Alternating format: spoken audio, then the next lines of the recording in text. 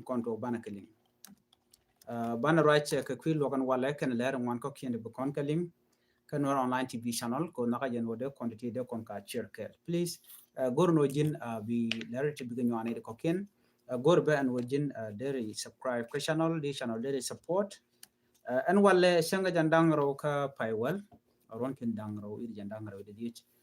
bantin content lat ko rudin bana kalin kel cause take a very important message to bukon link ke bukon ka share ke bana nyakel ka jen leer mani please nyaka kanir ko ken ko bikon look Dr. Machar ban jelin kel ngai kon diala no te tun wanung lat ko rudin no te goron barwaitin re which antama ka jan gwas mani kada toni te gor ban nyaka ye kelro ke te gor liang ka kon dial of course kada gor liang ka kon dial but tin kon to re wiki juba antedi ni baga nyaka ye kel ko sin juba right now ate ga lat ko din tin long to gor der and der te liang tin ki der mana le ro der jangat tan danung wan quick content content dong le rodin ajem la kona gor bar dan update ketin kon lat ko din especially right now kam le ro mo wiki juba antama gor jeno de konali are ler kana me bana right ke ta danen re wiki juba lat ki jeno take kap ko mejan tama ki security organ katin re wini ki re area anden content no tegeten bandi ti ban ka kule nyok mi de kon ke bana kule ben ka dum dar ka ma char ka kis de ta danen lo ka jega ken yam bana gwich kamandan en malerode re wiki juba shiriman che jon won mi jira mi jidit gwa same don yan chang nyam ko jiko bi ben kan war online tv channel go jeno jin der subscribe akade notification bell bo de twan ko mi chete ko mi bare da chwa mala shi bugaji an wala chuje pro jeno jen chang ka ade ko larno chang ka jandangro ka paywal ron kin dangro udi jandangro de dich jen chang ran kon jome ban de lingaja kon dial kon lat ko ban ka re wiki juba che togo no kap kamach dio jame ken ngach mina gor jano bi ngach no bana jelin kel an wala Dr. Machar chaje nang ka gwalok chiremen ngai kona nang da gwalok cha ku jek de nang gwalok chiremen ngai kon no nang ja gwalok ni chiang kan India alati no la we gwalok lo nang ka je gwalok chiremen ngai kona ba nang da gwalok an mandanan kwala gonye jen kule lari kona ka jan danan ku kon right anu doba dien me de Dr. Machar de jan gwalok ka jamo ki doba dien mi yan ka jamo ka kwaje target di so na me dara gwanu dara anda ro ka ki dara ka ngach before we do that cha jojo go antama ke report me chano re wiki juba wa kap ka match te kap ka match di security nitin content winami at dara anda ngaje no kap ka match tam ke report ana chano ngwado me kwala gorno nyo ya kele ko chala de gwanu chanetin kon tin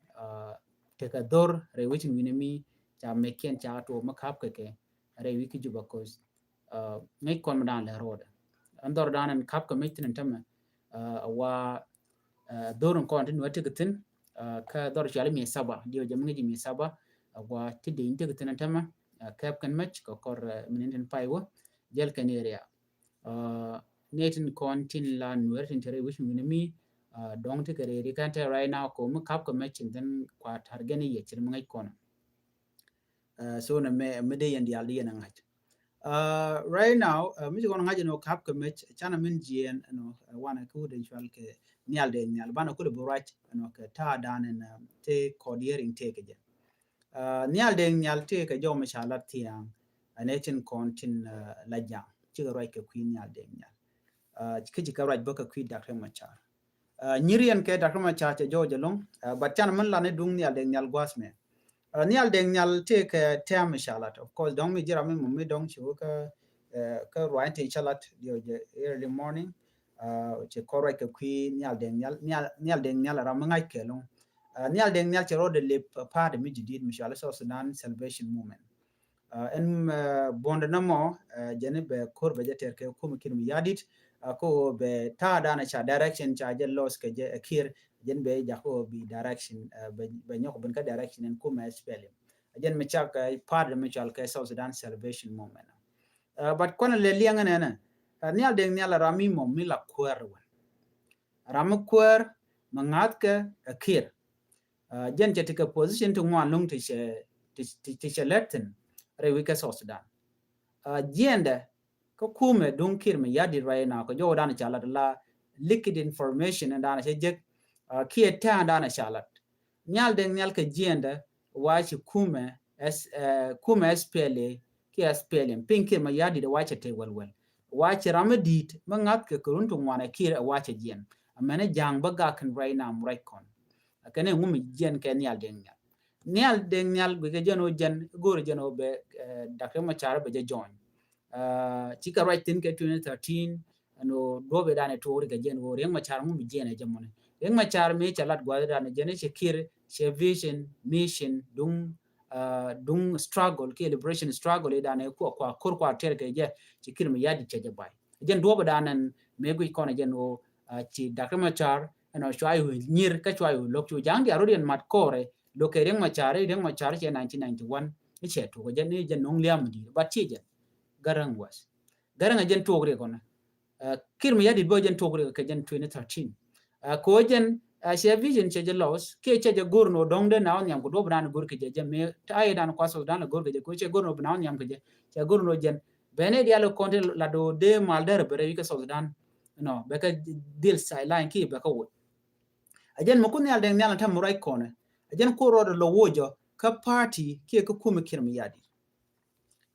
chinyal den nyal che la do ne ajen men jegan tama che kir me yadi che jen kame dane lat ke Dr. John Garang Mabio so ko kwijamo en che jen bo ka kume kir me yadi joro do mo ko political party do dien so ne me ajen mukule te kon wala mukule te ke te akwala la yemene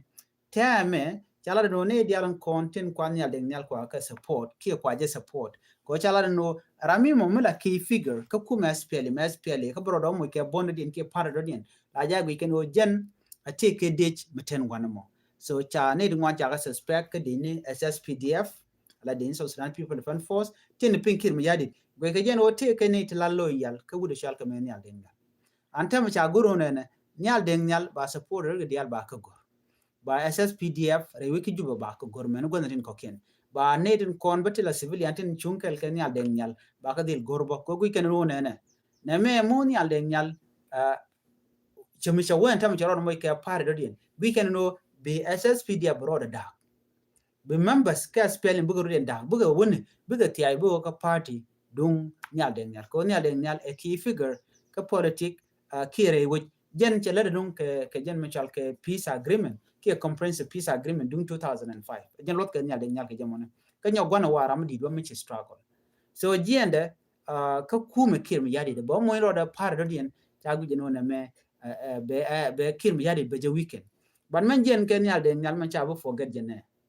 nyal den nyal jene shikir che logo no ba national election ba jalat jen do bo dine jen long malade jen la changa be ko ba election ke ko inkwar ba jalat be kir mi yadi be nyong ne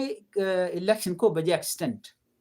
menen ka je gar jane kenan ke jene ko ken ke jor eno kir che drop che dil ba la tok ngum ko lo ngur jor ngum lar ke jen reng chara mi je ka jano kwane tama one by one they are opening their eye nen ka tama ko ikan dir ngajino ka ken ma yadi gula targen ne ten kono goro jeno de so dander takama so right now young they are coming out one by one they are trying to see the bigger picture right ko chikan ngajino kira la tok gula gori so dan ko chebita kamal jen lat ke jen woreng machar de je dilon ko jen mo ay ko reti jen chira matere ti jen tama ka loko jen walle bana oro ka kwiden tama ka kor ga deme but first chana je gujino ni alde ngaro right now wajine trade ka kuma kirmi yadi ajen mu gor ke jen tama gor ka neka ko jen chewar ga government ne ka peni wal badda ki peni wal banwan war ga mo e war ga midit e war ga mnyu do jen che gorno en jana ka pade SPLM kir mi yadit ko shegu jeno kir che lugo no ba kuin kwar ba jalat che lugo no ba mal ba jalat 2018 danu ko mal kwal tangi ji kir chak ban again mi montama ji ke che chola chi nyale nga che la rode chembele la part of kir mi yadi again ko kwal choro no che ku me kir mi yadi che je weekend again ko le te ka dol e pan kaje dio je chan right dol e cha dol anetin kon te la spelling party ne kir mi yadi che go dol ndole shi kana dol kana lat kana de ko den nyok me kep ko den bom ko we can take others officers key SSPDF key members of parliament key nation connected political party dung spelling big tiai bu ko kon ne aldenga ko changa yo kir ko consolidate power jen menen yena mo kwanya ka men pol nang le ka chief of defense minister ka jen che ko ru medan ka pedang bucket and point the wuri shalka me pol nang and yet je nyok mo no ngaje wo je dawa turjo chai bu jeno okay garame gur nong ne gatin ko la loyal keje ta ga ne ko ken ta kara ne to mate ka party the same party jen ko ko ne gorno chejien right now jang they are worried dear ken kaman chala ne aldenga ye ko la ripon mi chala de jang ka ki Dr. Machar gwan melat ke debate ne jang I went there and Sarar palpin ko belling jang kenene ken Riek Machar ba janga Riek Machar ba je dil yen Riek Machar jen che duire wan che kala te jang na ma ro ja ne tila intellectual ne tidit try ko ba Riek Machar ba je yen ba je nak ko jen che 1991 che je tok che 2013 che je tok che 2025 che nyok mu tok ja ke 2016 ni chu mugo yene de security to right and wo che ku gwa lo no Riek Machar cha je yen alat ko Riek Machar be je dil yen pan ka duire ko na chelat Riek Machar chi jen la problem kir is a problem medan John Garang dama bir jen la problem ne di Canada ne di ko kien ke chi kwere ke chi je yo mi chi wjen ba ji wono jin ti ai ba goro jin ba jin naka ba ne ba ka naka ken mum la bon ken nuar tin tin kana pan kor jana ye chi jang che ga ka nuar bi nuar bo bro bo mat jang emet ken ku kan nuar ku kan la joy kel ka jano nge je nuara na mo jaram dan bi tegrun me dara wi ke juba me be 2013 kula to then the same thing e dana len war din ke ne to one you know ken ka chon ka Dr. Machar me wo ka Dr. Machar kan all is cabinet you know we have seen that so teram chi roi ka ke 2013 before 2013 ngai ko ran dia le kon de lat ko den nuer to one ke Riek Machar che jen ko Riek Machar kaf ko pin but kwer ti Riek Machar chi kwer chi ngala lel ga dawdi no nga ga baji mu ke position nga ga nga le lu tena walle chi je ne mi lel ke je ala intellectual things chi ta kap ko ro a chen la je Riek Machar am je take a requirement to go no jin bu ko chup ka standard mo a struggle chi struggle ba a struggle ko jin many years to experience kamanda na de we de no mal jena mala gor ko mon it's not because jin ichiro gujino dere rodu dere wutene ko ngala ci jen paneme ci latchin mdong de yara nundi en wodi yara de en latin neme e game ni jen ka dur ke tugdeli ko kan wari kan jang ka ji ko teoria ka dori ko kien then mi ci bom changa jeno tene gor ka ji kala de goy ba ji nyira ne den kono dong tel mu to ka ke cha support jen na to ka Riek Machar ko Riek Machar mi mo mela mala jala ko gwada dan rajatin me jira madana te ke doubt da gujin wutele jilo ko point te tin tele chak mu te je la dan je ko la ko nyi ga del ko ga document die je missionen kat do be dan to ko duke je aka chanya ndanga ro do ka pai bangon 2025 me ko ne me dan ro ina ne de ko ne kan chang ma bu document che ga jogo no te dial ba ga dil document enem lat ka ba dil document ko run kina bulu lu jokke chak ke jog bun na ka wunyam and then anyong mate ka michola balar no chalar ka chenga mene ne ka cha gor ne you know akena content Dr. Machar den ko gor je country ba je the lead a mind no gwa munong na mu gor de so dan der wona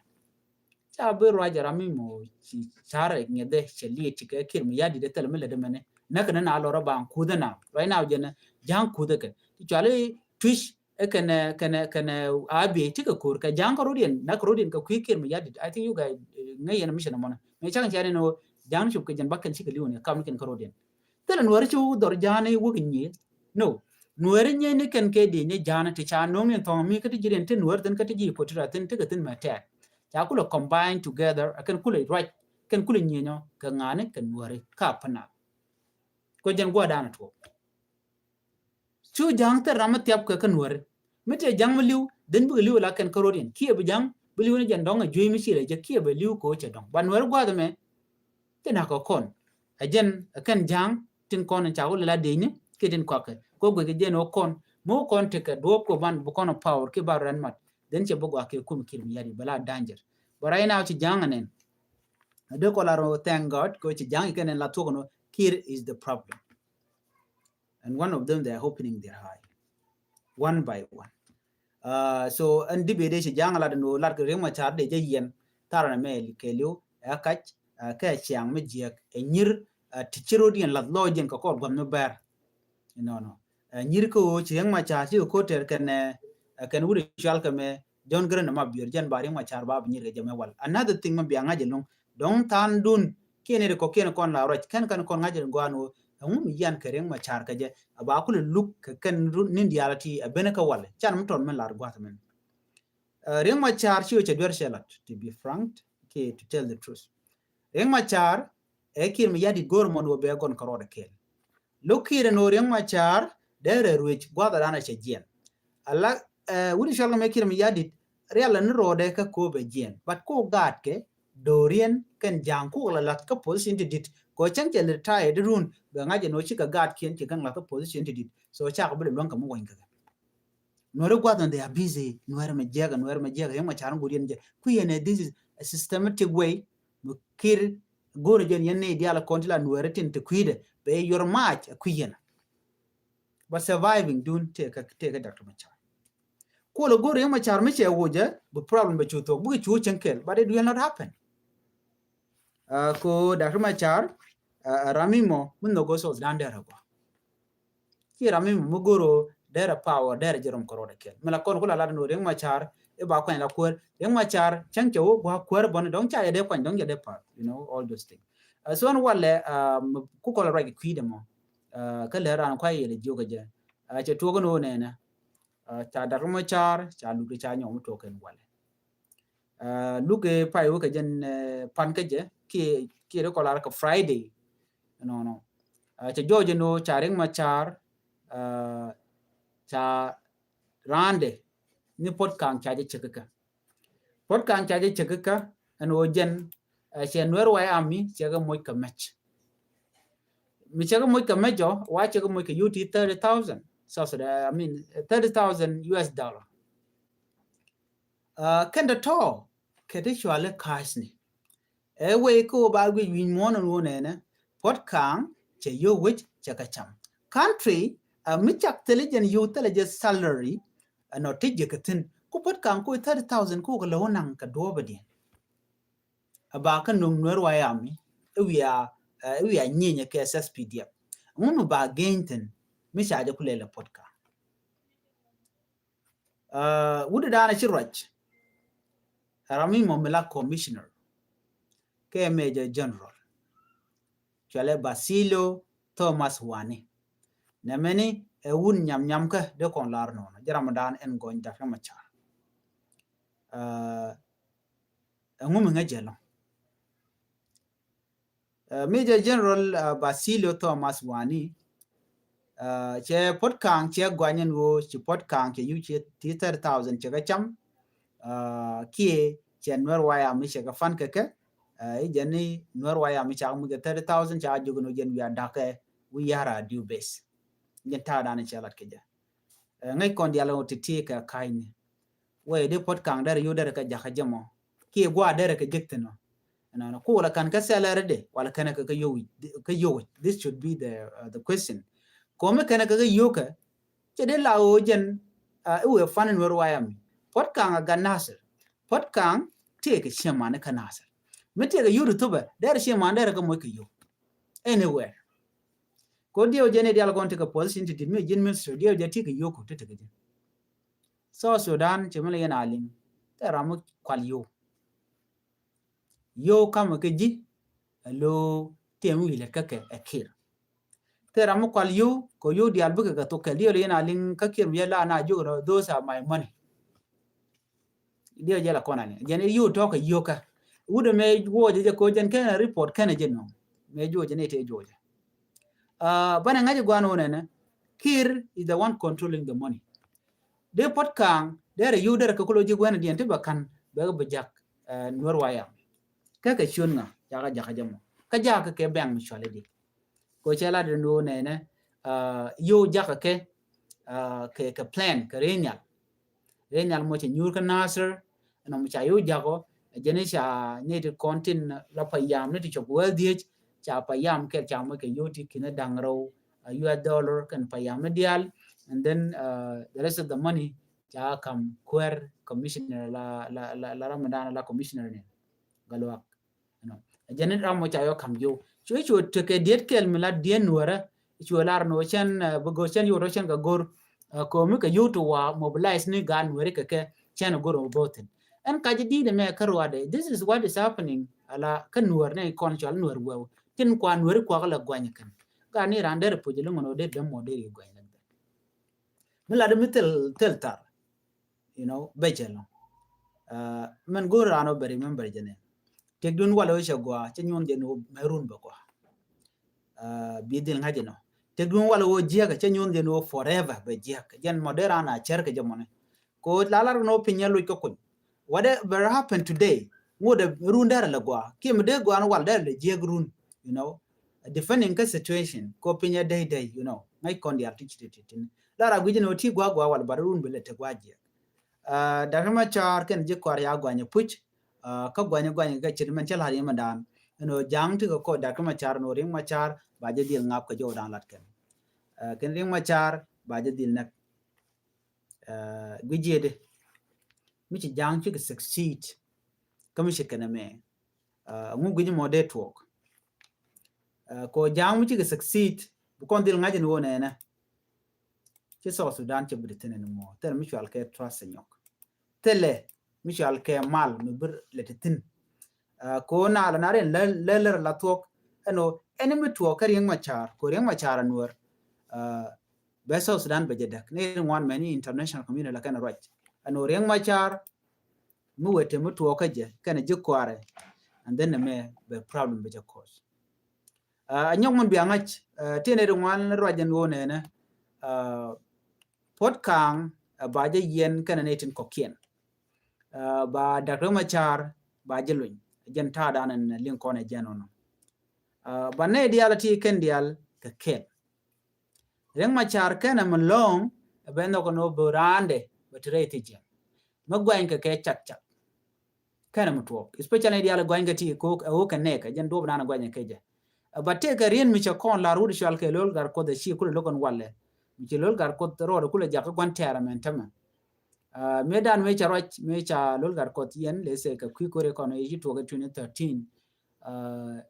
da kuma cha la do ne che jo kin ma yadi mu guri mal loñ Ezekiel lol gar ko that gesture karwade they feel sad jira mi mo mu gjen obi reng ma char bi betrayed jo me ken ne ga ken ko nuñ tele mi shal ke te man balel balat so the tea ngai kon diale enoti chalat dar ma char ke nyung malka but lo kereng ma char ko jen ram la bot kamal tene la jala ro ne ne ti bel kereng ma char mu welel ke juba reng ma char mu welel ke juba mo reng ma char ajega reng ma char mu dar kan ko juba ke jamo kume je kone di kume je ka bom wala ngon kenije this should be the question me je kone bom de reng ma char debel kam je kone kamal lo lat kenije cha reng ma char cha debel international community can naden konte lat kamal kete jakso dan ko baje je so mi reng ma char chu nyere je ko jen normal nyere ke nyirdo dien mi nyere je ko jen le de lun ko de mal de bere wi ke Sudan jen mu kula te ne te tiya entema to ko rodin ko kekin mi yadit to logo no de mal de ben ma gor ke lunga mal o de mal de ben ke Sudan de choy dere tu but kir chaja no ngai ko no rami mo mete ka power a chen na che ko gor no be ke ledika che gor bi Sudan be la gwa so do bo mo do mo choro lo che do mo gwa de yelaro gor kon bana te kan ka tin kon te lat Caribbean right now re which ka juba so che ka te tuo kon tema mo goro jin di ro palpin ka leng dien ka tin kon lat Caribbean gor kon bana te kan ka ta dan en tukum te ka je right now target ke liu o reng machar goro jen o jen ba power ba ja we keje that is the main power target right now ka kin mi yadit no biam chene me bia ja ngaje no dio jen o sha kor shi to ka kuma yom sha jelin an kor shi to ka ma yom chana che kanak chene wero ke major culture kanak dio e sha lin an ko kor ma to ko kam SSPDF kana SPLIO gwanu mo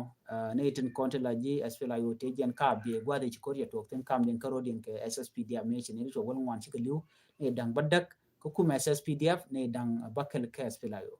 so jen ke jibon ken so shop den kama yom en winami wa chala do shwa gorno ba kanak bat kana jogo no tele mo gor kor churen go ka dwai ka dai so nyok pana jena kula te kala den no cha kuma kan menga no mo chikan de ni SSPDF to chopo wero no karamkel mi major chikan kana gare kor mon so let look at this okay kon were muraja lan were ki right kon lan were Nathan kon liu right now kan were Nate liu everywhere kan were liu ka deika liu ka dawi ka juba liu ka dawi ka rural area kan dialati anga ba blame ki anga mi de jogo no jin te gare mulati man ya mabana nga jenene kon wer ko kon Nathan kon de la bot ko chi ko dan nga jeno ko kon ngane ja jogo no wala ne ga me biolat thinking that ojin ba ibi no yo Ramadan chi ja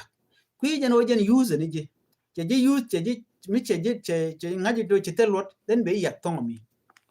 bi chet ka tin kwang la ja mat ka ba tin na ba je yak jen ta dan yos ke ne kon ke je so jin mi yos ke je regime nang ne ko who are you that iro cholide ma teleji lot teleji long ko rami mo mi yos ke jogino jino nang ne ko re duar ran ti tin che me chala de kwang shora le che lat ko lang kana se ka lungu chu all these places wona ka fanga how do you feel min nag ne ko jin pon jin garwar min nag ne ko na ne ko di ro jigde ran di ro ti bi ngani no jin won wara jin sheng wara ka min lugu ne ko che ne ko la nge nyen go yen on mu chu yen kel kere machar please ring machar ko target ko kwidu kana kwida anywhere kwa kon target ne bi ngani no ko ai target ko shwali no why don't we experience tin kon de kon control de kon ke experience they take that ko ken kon la experience din ko ri jago jin bi ngaji no nga mi jak you know so jo me gor jano de nyaka ya kel ka ta dan che bin ke je kan walle dolan dol ke jen chenya nang ro ko pai wel ron kin daro je ndag ro di dol da ke mo cha ken je kwara kala ma dana goen ke long pot kang chul eno jen te ge $30,000 tiche norwaya mi shega fan ke ken chal ke to funding terrorism che norwaya mi shega fan mi mo ngai kon ke le tar e kach o ba wude chal ke me pot kang ba je yen ki ba je la de je kan jen ta dan en ken je ngai ke jen o this are lie and walle banten kon to bare ka ngaji yo gwa dan chi look at talk and then bu kon ta dan chi kan nang tin bi konali ko te ke evident ngot kan no ken ko na ne kin mi yadit ka gwe je ban go ne na ku ma spela yo ba te ke evident ba te ba nyot ta ye dan to ke ke je ko tem chale belo nodi ne te ko ne de kor wan wer kan yal ka ji spela yo so bi ngaji no jini jiran spela yo cha level ten mo o ti pin da kuma cha so mulugi ba ina kel kan ne de kon la yo support unless ti kwike mi yadit ke juba jan ba ji consider ke ci bi ñu lor ba yedil jakor gwa dan wertin wo wonan ne kun ali nga jen ojin ma ci yoto nan bu ko te ka value ka kire jan ta dan le rode jen mu ku du chal ke je ko dollar ne tama ku el la ro be office de be jan nang re wit kanas what do you think mun jo je ko no jin nang ne doru nang ni re wit kanas mukta mudi me de te ga malakal ko malakal combination of many tribe many nations many tongues chi kan wore te tenon ke chi ga te tenon ka kan dial ke ci Jacob bejala Jacob dollar be la wona na an boka nas ko chena gor no banan kaneka how gije de chen gor banan kaneka ne de ko malakali kan ngane what those people cha kwanje kapanal so ngod te teten so jen a system yos ke je ko banet kon te ci te kur kit ne de konde de kor ka nasir ku yara du ba ka keva jen ba ko mo ke credit ka jen ne de kon ku to care kel point en hudu me mo kwa da rega ken kun poj is kelul gar kot taban den gaini atin kan e dial koken ken kon ko direct including point de self kimi yadi so jo me der go ano di yeneling kata andan elen mano din keje ene bana jek kala rodien tu ye poro jenu jin bi noor online tv channel bi ñoane de koken ko bilere konen be ko gwasen be bi ko link ke bi gaja please go and subscribe, turn on the notification bell, and do not forget to